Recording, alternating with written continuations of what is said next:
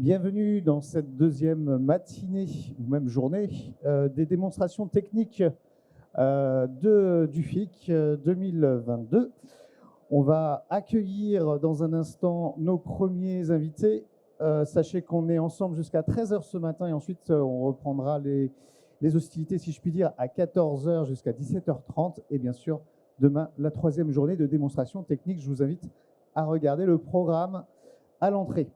On commence donc tout de suite par Illumio, avec une démonstration de la solution de microsegmentation zéro confiance Illumio Core, donc présentée par Mario Massard et Benoît Aymard. C'est à vous, messieurs, et je vous laisse le deuxième micro. Bonjour, Mario Massard, avant-vente chez Illumio. Bonjour à tous, Benoît, donc Miel, on est le distributeur de la solution d'Illumio en France. Donc, ce que propose Illumio, effectivement, c'est une solution de microsegmentation, mais avant de pouvoir microsegmenter, on va aussi permettre d'avoir la visibilité, ce qui facilite de créer des politiques de microsegmentation. Alors, je vais faire juste 2-3 slides et ensuite je passe tout de suite à la démo. Illumio est une société américaine basée à Sunnyvale en Californie, existe depuis 2013. Plus de 500 employés, et on est 6 en France, dont moi.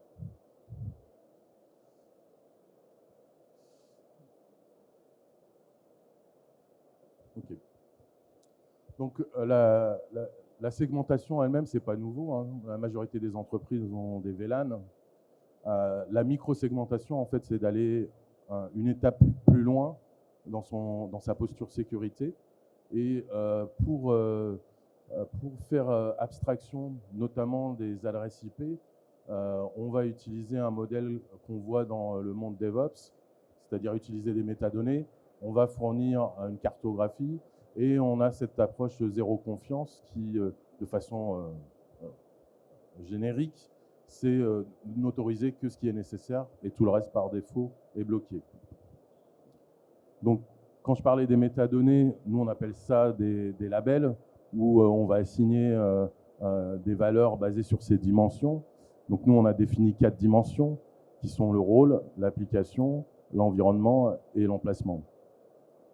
Donc c'est ce qui va nous permettre de construire ces politiques de microsegmentation en faisant abstraction de l'IP source ou de destination. Parce que l'idée c'est d'être agile.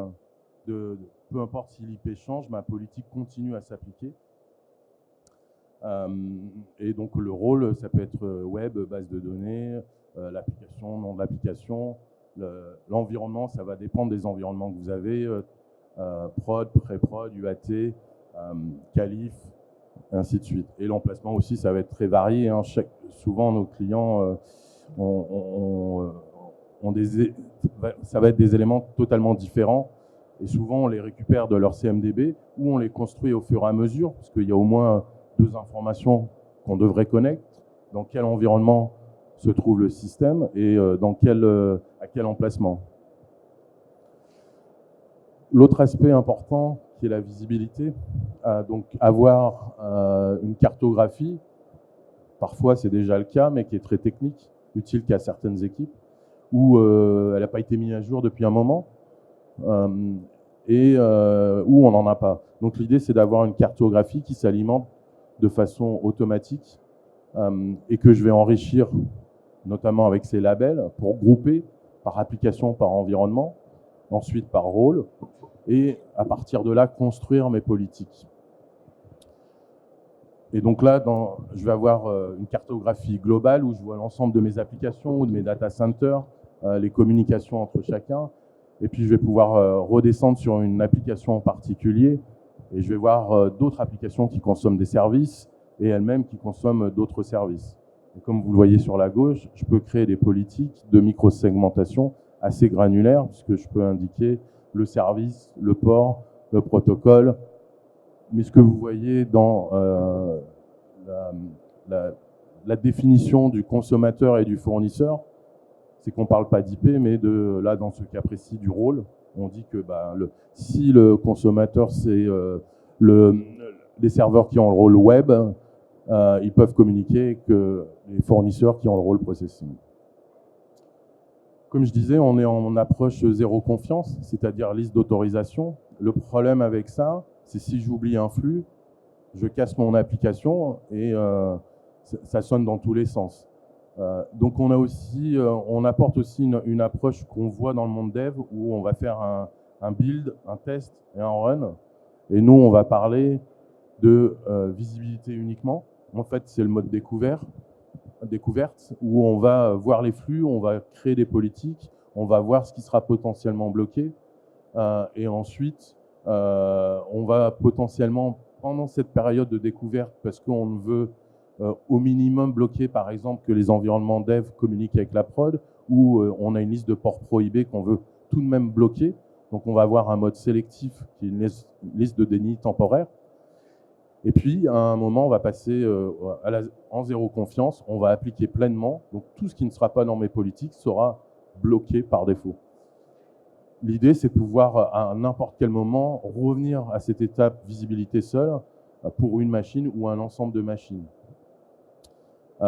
Pour terminer, avant de passer à la démo, souvent nos clients sont en mode DevOps, et ils ont de l'orchestration, de l'automatisation, donc ils veulent intégrer cet aspect-là aussi dans leur workflow. Donc on est full REST API, et ils vont confirmer les flux, ils vont modéliser les politiques qu'ils créent, et puis l'appliquer de façon orchestrée, ce qu'on voit chez pas mal de clients. Donc, la partie ma souris. Hop.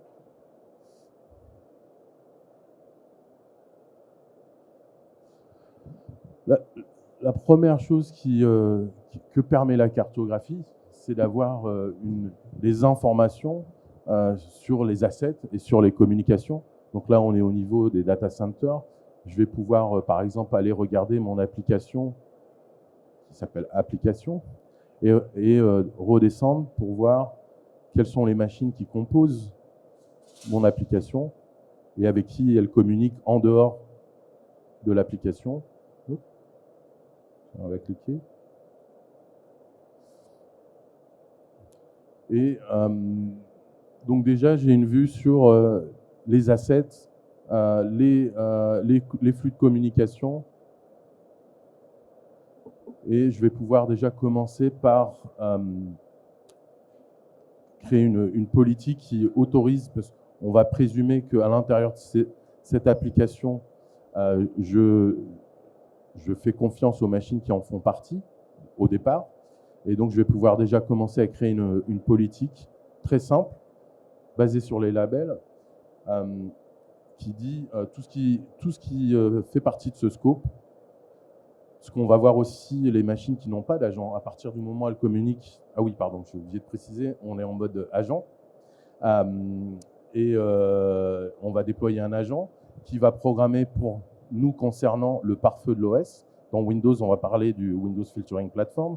Dans Linux, de iptab ou nftab. Dans Solaris AX, de ipfilter. Et donc, c'est lui qui va remonter toutes les informations, qui va alimenter automatiquement la cartographie. Je vais voir aussi toutes les machines qui n'ont pas d'agent, qui communiquent avec les systèmes où j'ai un agent. Et ces machines-là, je vais pouvoir aussi les labelliser. Et ensuite, je vais commencer à donner du sens à ma cartographie et comprendre ce qui s'y passe et créer la grosse maille, comme on dit, par exemple, pour cette application, autoriser les flux à l'intérieur dans un premier temps. Mais en fait, je ne fais rien pour l'instant sur la machine elle-même. Je modélise.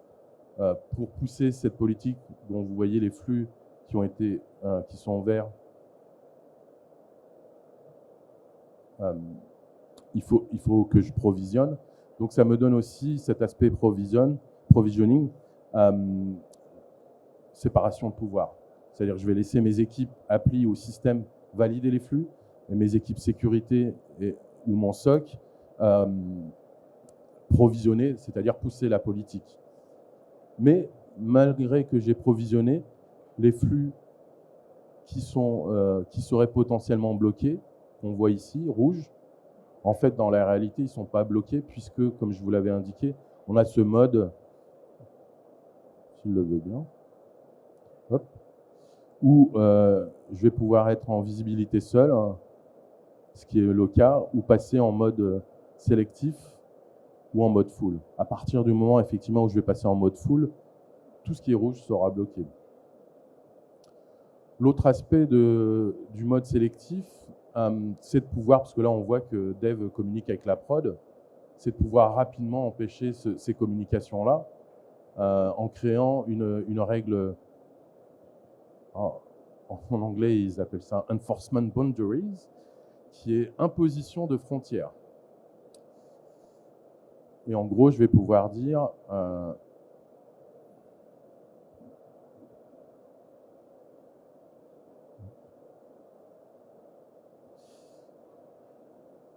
toutes les machines qui font partie de l'environnement Dev,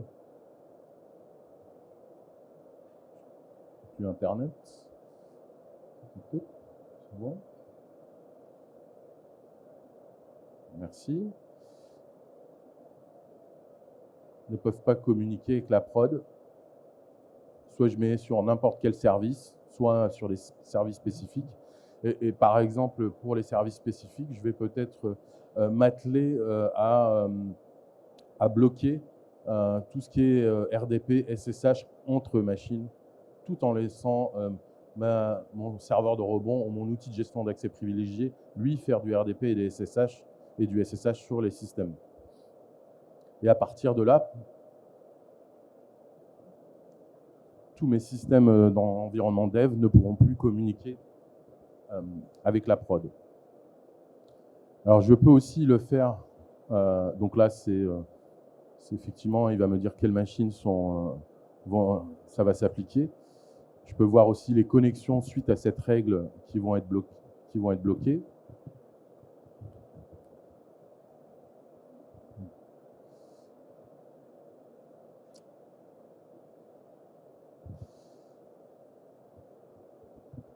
Et je peux aussi, je vous ai parlé qu'on était full REST API. Dans le cadre de machines compromises, je peux, via l'API, rapidement bloquer tout le RDP. On imagine WinRM et RDP en créant, via cette API, des règles comme je viens de le faire manuellement, que je vais vous montrer ensuite.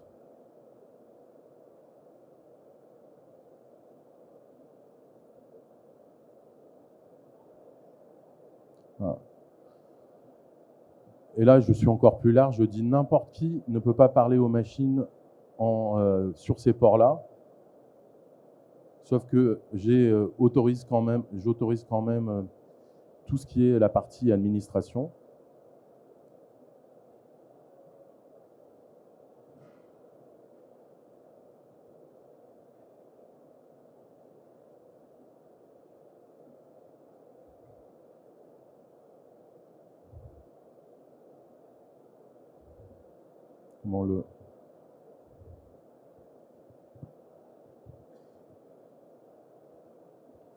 C'est pas le bon.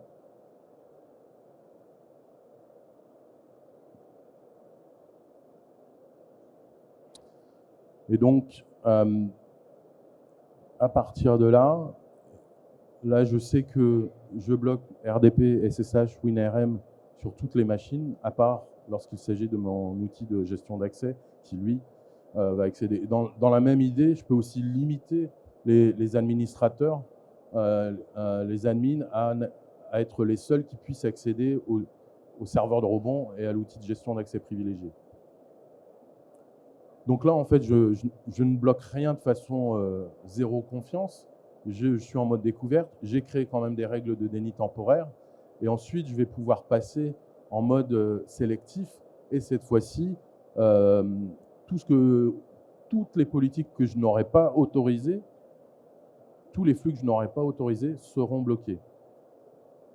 Et donc, je vais pouvoir faire du list access.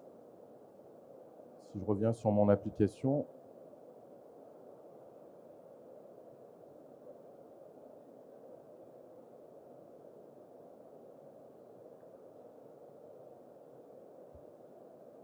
Merci.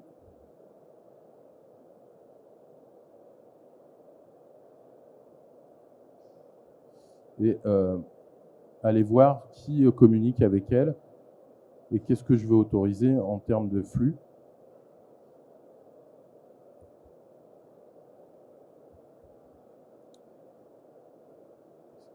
On fait des mots. Voilà. J'ai pas de flux.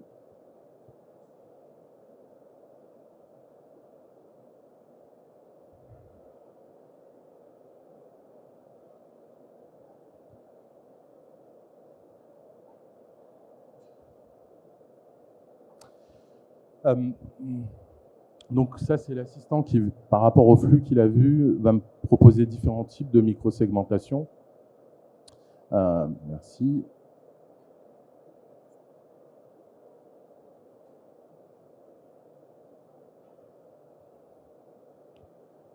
Et ensuite, ça va être les politiques que je vais autoriser. Comme vous le voyez, j'autorise à parler aux bases de données dans l'environnement développement, à accéder au load balancer sur le port 80.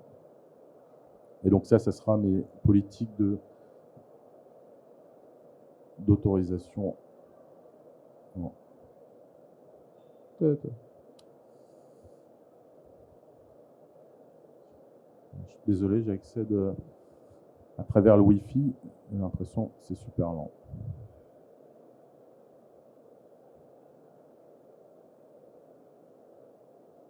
Okay. On est en mode role-based access control. Donc on va pouvoir créer des rôles où on va autoriser les utilisateurs d'Illumio. On va définir ce qu'ils peuvent faire.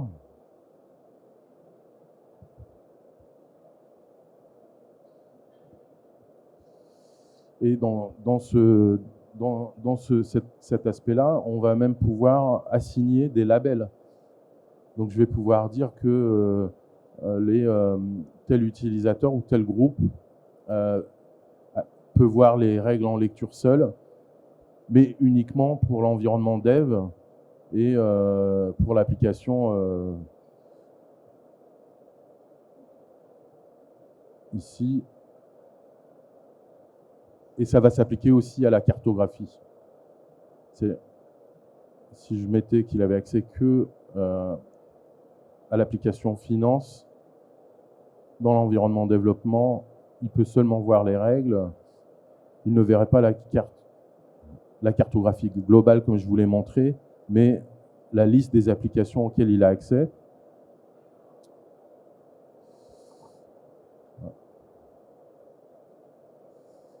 C'est super lent. Et donc, il ne pourra pas voir les autres flux des autres applications. Donc, c'est intéressant lorsqu'on a des environnements qui sont assujettis à des réglementations et seules certaines personnes peuvent aller regarder les flux à l'intérieur. Bon. Je vois que ça mouline. Alors, pendant que ça mouline, peut-être s'il y a des questions.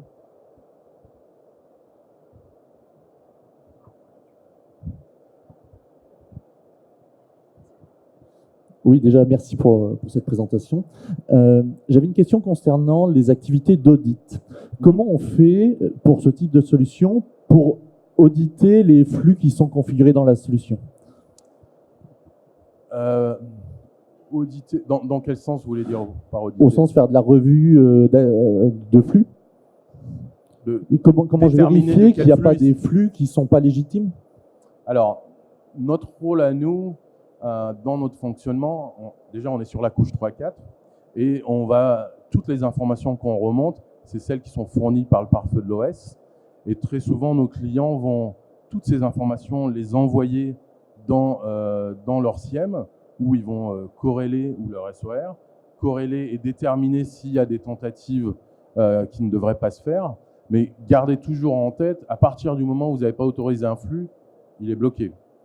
Après, si je cherche un flux spécifique pour voir s'il est autorisé ou bloqué. On a bien sûr un moteur de recherche où je vais pouvoir faire des inclusions et des exclusions. Je peux aussi indiquer un port, une source et une destination, et il va me dire s'il y a une règle, s'il y a une politique qui autorise ce flux ou pas. Mais dans le sens sécurité, je vais plutôt envoyer à mon SIEM pour pouvoir corréler justement avec d'autres informations qui va me mettre la puce à l'oreille, comme on dit. Et là, derrière, comme je vous ai montré, on va voir le rôle de l'action. C'est-à-dire que je vais dire, ces machines, il faut que je les isole. En fait, vous avez vu, on a groupé les applications avec leur environnement. On peut très bien créer un groupe ou plusieurs, qu'on appelle quarantaine, où pour ce groupe-là, on autorise que le flux RDP et SSH provenant des équipes sécurité. À partir du moment où je déplace les machines dans ce groupe-là, le PCE, donc notre console centrale, c'est ce qu'on appelle un moteur de calcul, elle va recalculer et enlever de toutes les politiques où se trouveraient ces machines, ce qui fait qu'elles ne pourraient plus communiquer ou recevoir des communications autres que l'accès de l'équipe sécurité pour investiguer.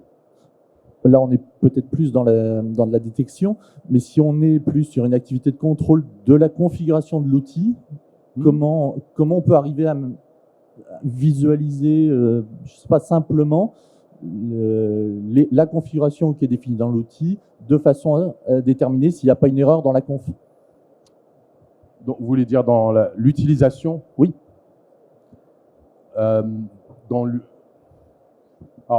Donc déjà, nous, tout est audité dans l'utilisation de l'outil. Donc chaque modification de règles, j'ai oublié de dire, pour le provisioning, on a une notion de versioning et vous allez savoir qui a modifié la politique. Quand un agent, parce qu'on est en mode agent, même au niveau agent, parce que moi je vais sous Linux, je peux faire des règles IP-tables et m'autoriser tous les accès.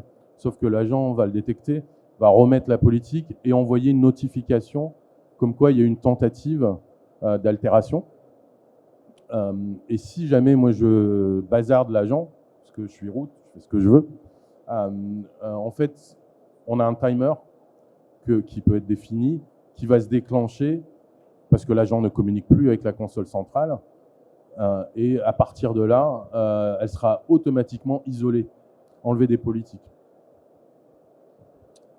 Est-ce que ça répond à votre question? En partie. Globalement, oui.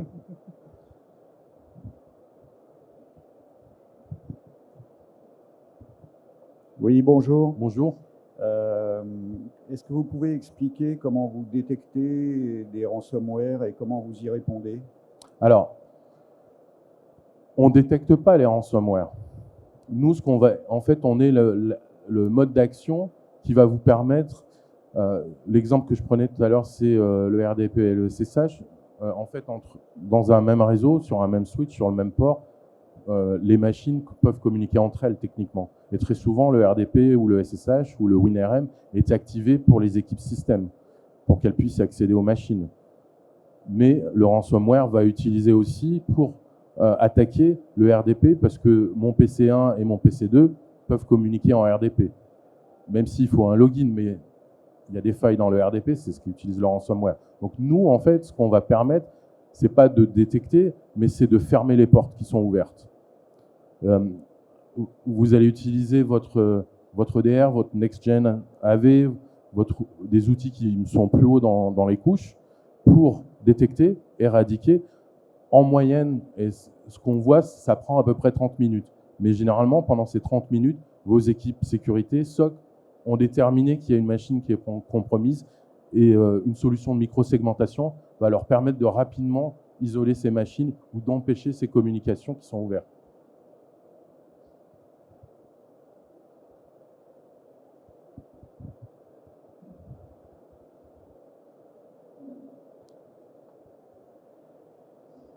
Je fais mon sport grâce à vous.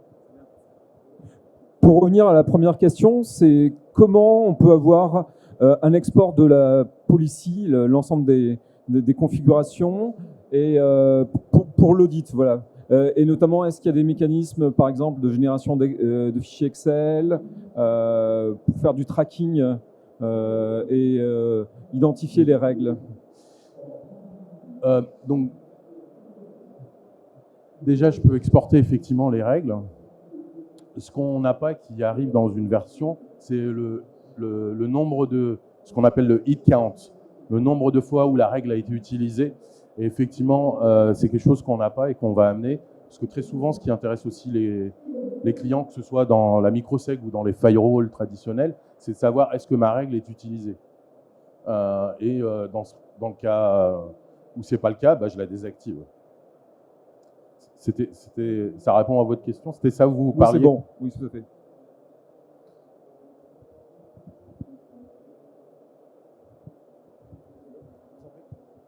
Oui, bonjour. Bonjour. Moi, j'avais une question plutôt sur les règles. Là, je vois surtout des règles d'entrée, donc les services Oui. qui sont bloqués. Est-ce qu'il y a des règles de blocage des services émis? Généralement, en fait, on commence par les flux dont on a confiance. Et donc, les flux en entrée, où on va en dernier et on va les sélectionner, par exemple, sur un serveur web. On va autoriser bien sûr tout le monde sur le 80 ou le 443, suivant s'il est exposé à Internet ou juste en interne. Mais les flux sortants, en fait, nous, on s'occupe des flux Est-Ouest. Mais techniquement, vu qu'on est sur la machine, on voit tous les flux entrants et sortants, Nord-Sud aussi. En fait, ce qu'on va permettre, c'est justement alléger tout en haut, parce que vous allez voir vos outils, vos proxys, vos outils qui vont faire leurs analyses. Mais à partir du moment où on peut bloquer un flux qui n'est pas nécessaire, mon serveur d'aller parler à login.live.com ou à d'autres domaines, d'autres FQDN, ça, il n'en a pas besoin. Je vais définir des FQDN pour les repos, pour les Linux, pour qu'ils puissent quand même aller là, mais tout le reste, je vais le fermer. Donc en fait, c'est plus la question, qu'est-ce que je vais autoriser, que ce soit en entrant ou en sortant. Et par défaut, si je ne l'autorise pas, c'est bloqué. Merci. Merci pour la présentation. J'ai une question. Est-ce que c'est possible sur la map de faire un filtrage, par exemple, de dire je cherche tous les flux SSH et de se retrouver avec une cartographie avec juste les flux de ce type-là directement? Oui. Oui, ok. Alors, ce que vous voyez ici, en plus, c'est les flux qu'on a vus. C'est-à-dire que ça s'alimente au fur et à mesure qu'il y a une connexion qui est établie sur un port spécifique. Si le flux, il n'y a jamais eu de communication SSH, je ne le verrai pas dans la liste. Donc, j'aurais du mal à le voir. Mais là, ce qui est le cas, je peux effectivement sélectionner le SSH et ne voir que les flux SSH. Ok. Et pareil, il y avait une fonctionnalité qui s'appelait Vulnerability Map. Pardon? Vulnerability Map où on pouvait importer des résultats de scan et avoir une cartographie avec les flux vulnérables ou les vulnérabilités sur chaque asset. Et bon, vous en avez pas trop parlé, mais est-ce que pareil, je peux avoir un numéro de CVE, tout ça, et me retrouver sur ma cartographie avec que les actifs potentiellement qui portent cette vulnérabilité-là et les flux. Donc oui, effectivement, je n'ai pas parlé. Comme je vous l'ai dit, on programme le pare-feu de l'OS, donc on aime bien utiliser ce qui est déjà là. Et souvent, nos clients ont des scanners de vulnérabilité, comme Rapid7, comme Qualys, Tenable. Et l'idée, c'est d'importer ces rapports de scan de vulnérabilité dans la cartographie pour avoir aussi une perspective de vulnérabilité et de pouvoir ajuster sa microsegmentation basée sur la sévérité. Alors, je vous montre ça.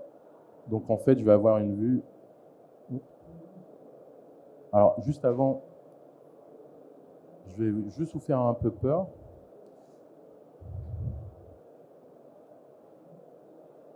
C'est à ça que ressemblent vos réseaux. Ce qu'on appelle le spaghetti map. Donc là, ça communique dans tous les sens. Ah.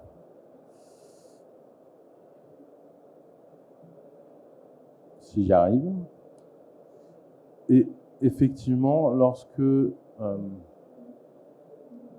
regarde la cartographie d'une application, on a aussi, parce que là, je n'ai pas encore assigné des labels, capacité de le voir en mode, en appliquant, en juxtaposant la vulnerability map. Alors là, j'ai pas labellisé encore, mais ça, c'est les informations et notamment, on voit le CVE-ID de certains. Nous, on va rajouter une pondération basée sur l'exposition Est-Ouest. Forcément, un serveur web est plus exposé qu'une base de données, logiquement. Donc, il aura un score d'exposition plus important. Et en fait, c'est très simple pour ajuster. Si je vois qu'il n'y a que 2 machines qui communiquent sur un port vulnérable, bah, je vais n'autoriser que ces 2 machines. Si personne ne communique sur ce port vulnérable, je n'autorise rien. Donc, par défaut, ce port est fermé, est bloqué. Donc, en quelque sorte, j'élimine la vulnérabilité.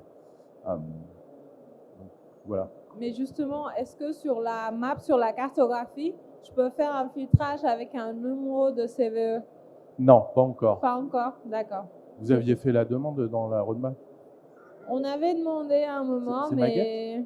Pardon? Vous êtes client? On peut dire ça, mais pas directement de la VMAP. On est resté à l'état d'un POC, mais Oui. je veux dire, c'est une fonctionnalité qui nous intéressait et je voulais savoir si entre-temps elle était arrivée. Justement. Non, pour filtrer la cartographie sur le CVE-ID, pas encore. Pas encore, ok, très bien. Merci. Non.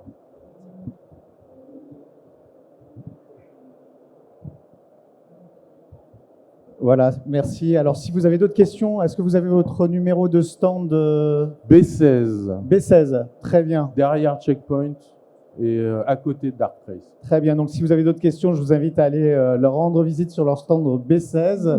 Merci à tous donc d'avoir assisté à cette présentation. Sachez que le 6 juillet, on organise un atelier technique à distance, du coup, donc avec une petite présentation en entrée, une démo derrière, et voilà. Après, vous pourrez manipuler le produit donc avec l'aide de Mario.